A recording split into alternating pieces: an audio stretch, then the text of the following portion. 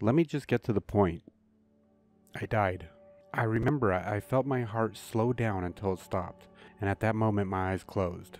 Not more than what seemed like a second later, I could see again. It was like I stepped through my eyelids. So I sat up, and I was in awe on how clear everything was. I've worn glasses or contacts my entire life, so I was pretty surprised of the sharpness of the room around me, and the vividness of all the colors. I could see like an energy surrounding everything. The books, the desk, my furniture all had like a slight glow that radiated from them. And that's when I realized I could actually see 360 degrees around me. I didn't need to turn my head, I just looked and I saw. And there behind me was my body, and at that moment I realized I had died. Then I noticed a light coming from the doorway.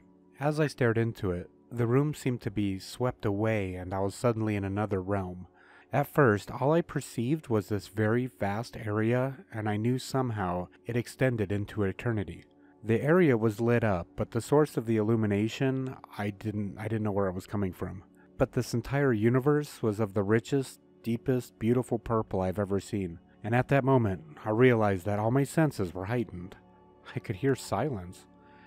There was no noise, but I was hearing something.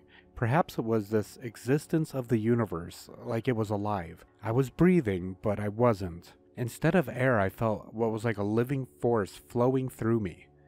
I felt as though I was swimming in the very essence of love.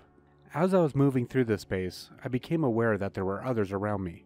There was no one I knew, but I sensed other beings. Soon I saw them as small golden orbs of light, each separate and individual, yet a thin thread linked them all together. They extended out as far as I could see, and in my mind, I knew that each and every one was connected and joined with what I believe was God. Now it's important to note here, I've never actually heard voices, rather words seemed to enter my mind immediately as I perceived something. It was like running a narration on a film.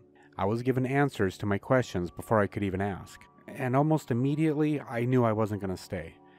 The universe seemed to know my desires to understand life and the mysteries of why we are on this earth, and it was going to tell me. So I became aware of these other voices, the orbs or the other souls around me. I could hear them all communicating with each other.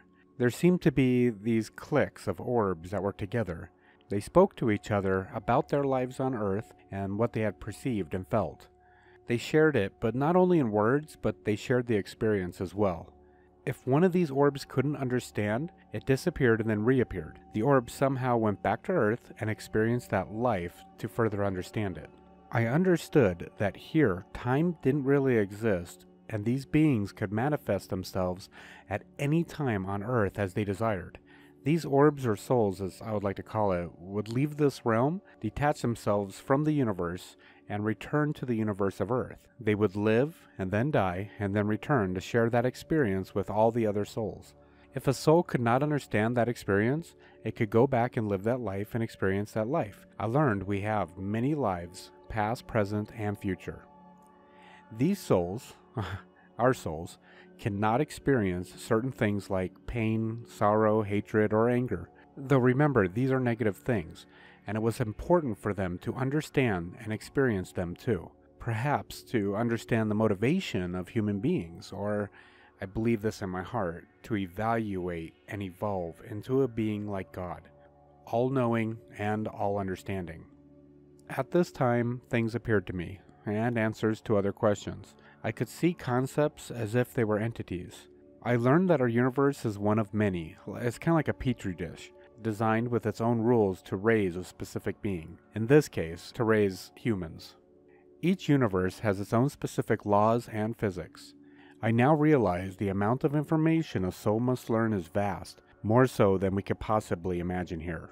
The next concept, or actually rule I learned, is that God can never be proven by scientific means. To do so would corrupt our environment. It would destroy faith. When we have faith, we seek, we learn. If God would appear to us like a huge being in front of the United Nations, the entire world would believe and also live in fear. To successfully experience this human existence, one must be physical, out of touch with God. We have to learn and seek on our own. We need to search out the meaning of our own existence and experiences here on Earth. Faith is the engine of discovery. Without faith, we are just like ants.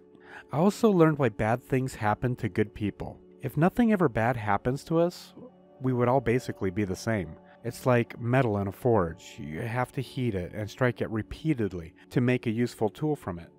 We actually start this life like a blank piece of paper. With every incident we experience, a part of the blueprint is recorded until a complete plan for that individual is created. This blueprint actually dictates the ends of our lives. To live happily in this realm is to become aware of the blueprint and change it. And lastly, time is only a concept measured here. In the afterlife, it doesn't exist. While many experience pain and sorrow here on earth, it's only a second in the grand scheme of things. You need to remember, we have an eternity to live in our actual reality. Souls never really die. Our lives are just a thought provided circumstances for this existence. As the soul progresses, this trauma is forgotten and put into its proper perspective as part of this learning process. One question I always personally had and was answered was, are ghosts real? The answer I was given was yes.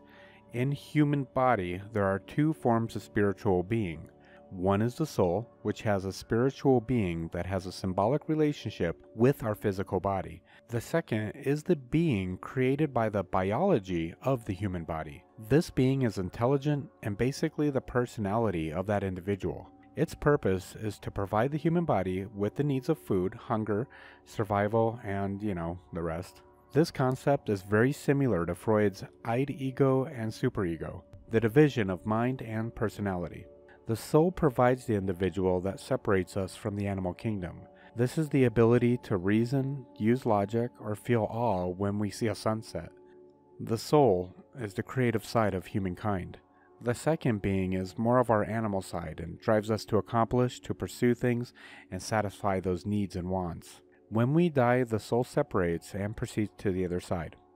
Now, you need to forgive me for simplifying this. When the entity of the body dies, it takes with it the strong emotions or the baggage and the drives of the human being. This is a natural part of the dying process. However, sometimes under violent sudden deaths, the other being, for lack of a better word, doesn't have a chance to die. Instead, it remains behind as the drive, emotions, and motivation of the spirit. The body being, without the guidance of the soul, is just basically a shell. It wanders about with no goals or purpose. It often repeats the acts that it has done before because the memories are the only guidance that it still has. And in time, this being's energy will dissipate and nothing will be left. That process can take a really long time. And that's why we have a ghost that haunts a house or a person. A ghost actually has the center of existence when it's with the human body and soul.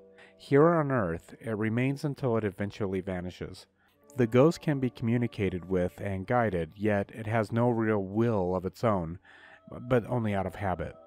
As the other questions and answers ended, I felt myself fall, like with a jerk. I was back in my body. My eyes shot open and I was back in my own world. However, only a few minutes passed, but it felt really like an eternity. I'd like to thank Henry for presenting that story. A lot of near-death experiences have a very kind of cookie-cutter way. I don't want to say that, but in reality, that's what it is. A lot of the same kind of events create the experience. But he actually brought to the table the theory on ghosts, which for me is personally very interesting because I was always really curious about how that kind of worked. So it's just another piece to the puzzle. Take it as you will.